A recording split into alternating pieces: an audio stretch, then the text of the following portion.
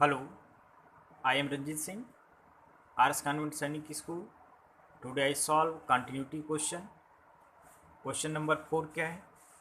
f of x equal to x to the power n, x equal to n पे हमको ये prove करना है कि यह फंक्शन कंटिन्यूस है।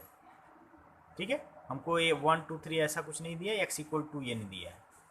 क्लियर है? n क्या है? पॉजिटिव इंटीजर है। तो अगर n पॉजिटिव इंटीजर है तो एक चीज़ हमने आपको बताया था कि अगर x के पावर पॉजिटिव इंटीजर रख देंगे तो वह एक पॉलिनोमियल फंक्शन होगा। ठीक है, पॉलिनोमियल में जो पावर होता है निगेटिव और फ्रैक्शनल नहीं होता है।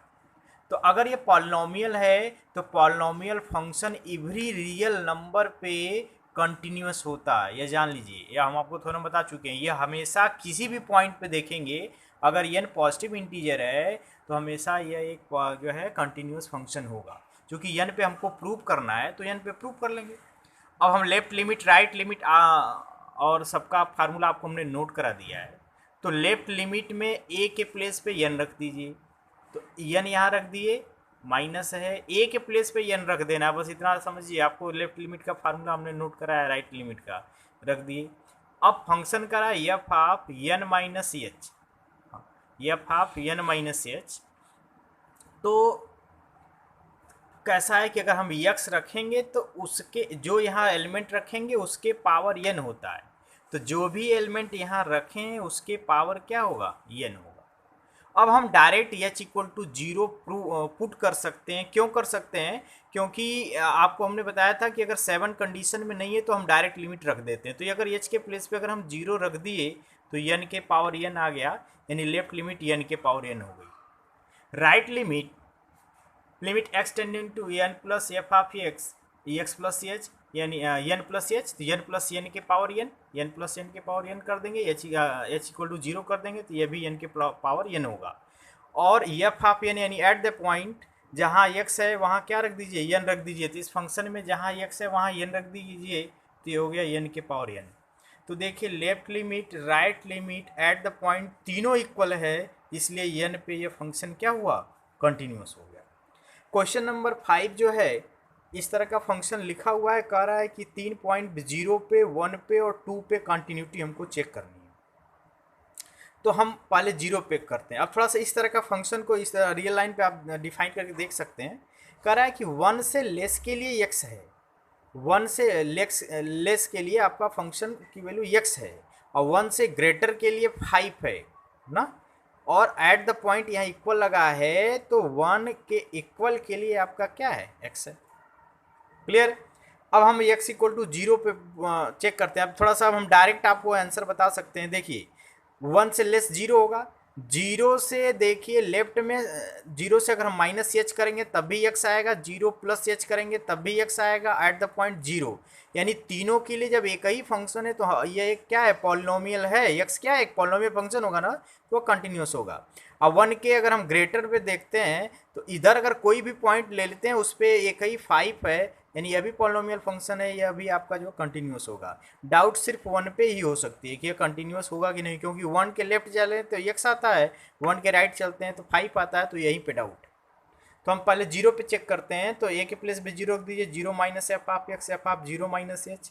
तो अब जहाँ x है वहाँ क्या रख दीजिए? अब जीरो माइनस एच का मतलब जीरो से लेस, तो x से 1 से लेस में ही तो जीरो आएगा, 1 से लेस में जीरो आया, तो उसके लिए फंक्शन आपका क्या है? x है। तो x के प्लेस पे हम क्या रख दिए? जीरो माइनस एच, और h बराबर जीरो रख देंगे, तो वैल्यू आपकी क्या हो जाएगी? जीरो हो गई।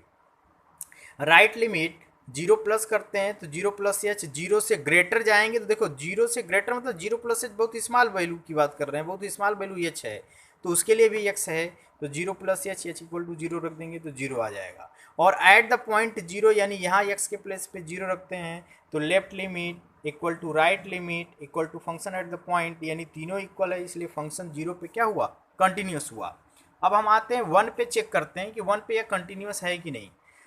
तो 1 माइनस एफ ऑफ एक्स, तो अब कहते हैं कि 1 माइनस एच कहाँ आएगा?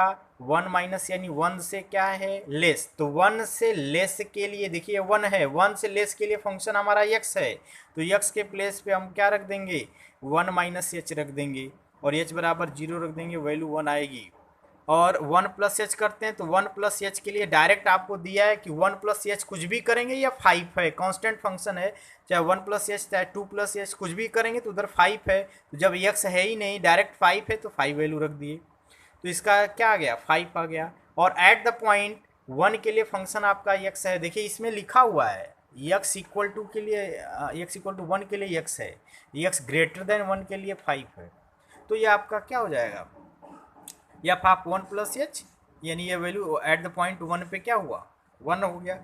तो right limit not equal to left limit equal to function at the point 1, तो एक इक्वल नहीं है इसलिए 1 पे ये क्या हुआ डिसकंटिन्यूअस हुआ। अब इसी तरह 2 पे अगर हमको चेक करना है तो देखिए 1 यहाँ है 2 यहाँ होगा कहीं, तो 2 यहाँ है, तो अब 2 से लेफ्ट चलें राइट चलें एट द पॉइंट चलें, सबके लिए एक पॉलिनोमियल है, तो polynomial function every real number पे कंटिन्यूस होगा, तो 2 पे भी कंटिन्यूस होगा, आप चेक कर लीजिएगा। क्वेश्चन नंबर जो है अब जो है 6, 7, 8 में हमको डिसकंटिन्यूटी पॉइंट निकालनी है, तो डिसकंटिन्यूटी पॉइंट यानी ऐसा पॉइंट को ना जिस पे डिसकंटिन्यूस हो, तो अब यहाँ ध्यान रखिए इस तरह का फंक्शन दिया हुआ हमको डिसकंटिन्यूटी चेक करनी है। तो देखिए कि -3 से लेस चलेंगे तो यह जो है आपका क्या है मॉड x है, ये भी कंटिन्यूस होता है, +3 करेंगे तो ये कंटिन्यूस हमेशा फंक्शन होगा। -3 और 3 के बीच में अगर कोई भी पॉइंट लेंगे वह एक पॉलिनोमियल आ रहा है, यह भी कंटिन्यूस होगा। 3 से ग्रेटर के लिए भी एक पॉलिनोमियल है, यह भी आपका जो है कंटिन्यूस होगा। तो हमारा डाउट कहाँ पर है, एक -3 पे एक +3 पे, दो ही ऐसे पॉइंट हैं जिस पे फंक्शन चेंज होता जा रहा है, इसलिए यही दोनों पॉइंट ऐसे हैं जहां डिसकंटिन्यूटी हो सकती है, वो कंफर्म नहीं की होगी, तो हम चेक करेंगे, यानी -3 पे तीनों left right eight the point निकालेंगे और 3 पे ना दोनों पे हम जो है तीनों वैल्यू निकालते हैं।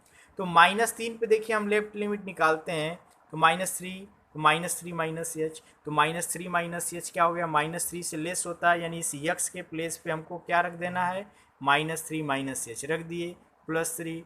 अब जो है साथ में कोई कंडीशन नहीं है, सातों में से डायरेक्ट यहाँ 0 रखिए तो यह मार्ड में -3 आएगा, और मार्ड में -3 हमेशा प्लस आता है, तो 3 + 3 वैल्यू 6 हो गई। राइट लिमिट क्या होगा कि राइट लिमिट -3+h यानी -3 से ग्रेटर, यहाँ फंक्शन आपका -2x हो गया, तो इस x के प्लेस पे -3+h रख देंगे, मल्टीप्लाई कर देंगे 6 -2h और h इक्वल टू 0 रख देंगे तो 6 आएगा। और eight the point f of -3 equal के लिए देखिए, इक्वल के लिए आपका x + 3 है, तो इसके x के प्लेस पे -3 रख दिए, तो -3 मार्ड में करेंगे तो बाहर आएगा 3 + 3 यानी ये 6 हो गया। तो left limit right limit at the point तीनों इक्वल हो गया, तो -3 पे तो कंटिन्यूस हो गया। अब हम डाउट किस पे, अब 3 पे हो सकता है कि ये डिसकंटिन्यूस या कंटिन्यूस जो भी हो, तो अब 3 पे चेक करेंगे। तो लेफ्ट लिमिट हम 3 पे देखते हैं, 3 माइनस f आप 3 - h, तो 3 माइनस यानी 3 से क्या लेस, तो यह देखिए 3 है, तो 3 से लेस के लिए यही कहीं आएगा, उसके लिए फंक्शन -2x है, तो x के प्लेस पे हम रख दिए हैं -3 + h, और -3 यानी -6 + 2h, h इक्वल टू 0 रख देते हैं, तो -6 हो गया।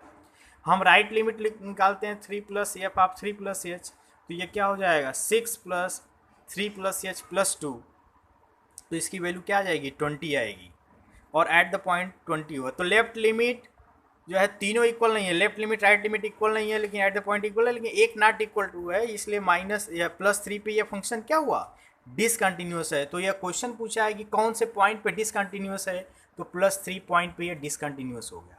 अब ऐसा नहीं आपको फ्री कर दिया तो किसी पॉइंट पे नहीं चेक करेंगे, यही देखिए आपको करना है, जिस पे ब्रेक फंक्शन दिया है वहीं आप डिसकंटिन्यूटी हो सकती है।